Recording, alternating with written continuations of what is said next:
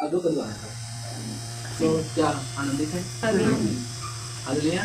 और सिर्फ ये दो व्यक्ति का रिश्ता नहीं है ना, दो परिवार का रिश्ता है, परंतु ये तो हम कलीसिया के लिए भी, हम सबके लिए भी बहुत ही खुशी और आनंद की बात है। हालेलुया। तो इस समय एक छोटा सा संदेश मैं देना चाहता हूँ ताकि हम सब सुनकर हम और जान सके कि ऐसा प्रक्रिया क्यों है। क्योंकि पृथ्वी में अलग अलग विवाह होते हैं, मुस्लिम कंट्रीज में अलग होते हैं और हिंदुज़म में अलग होता है, और बहुत से ऐसे धार्मिक होते हैं उनमें अलग अलग परंपराएं प्रवृत्तियाँ होते हैं जहाँ विवाह वगैरह होता है।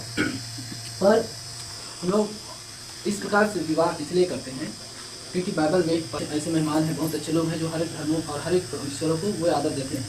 लेकिन हम तो मसीही हैं, क्यों हम ये मानते हैं सिर्फ प्रभु यीशु मसीह को कि वो परमेश्वर है और केवल उसी का आराधना करते हैं? क्यों? हालेलुया। क्योंकि हम ये मानते हैं कि इस पृथ्वी पर केवल एक ही परमेश्वर जो स्वर्ग पृथ्वी को करता है या बनाने वाला है। हालेलुया। और उसी का वर्णन उत्पत्ति के किताब उसका 1 अध्याय में हम पाते हैं।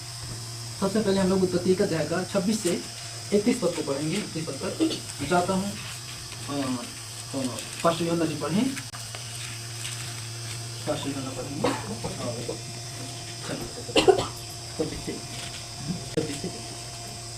फिर परमेश्वर ने कहा, हम मनुष्य को अपने स्वरूप के अनुसार अपनी समानता में बनाएं, और वे समुद्र की मछलियों और आकाश के पक्षियों और घरेलू पशुओं और सारी पृथ्वी पर और सब रेंगने वाले जंतुओं पर जो पृथ्वी पर रेंगते हैं अधिकार रखे।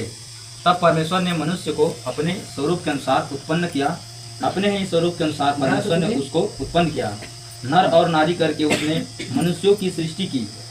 और परमेश्वर ने उनको आशीष दी और उनसे कहा, फूलो फलो और पृथ्वी पर भर जाओ और उसको अपने वश में कर लो, और समुद्र की मछलियों तथा आकाश के पक्षियों और पृथ्वी पर रेंगने वाले सब जंतुओं पर अधिकार रखो।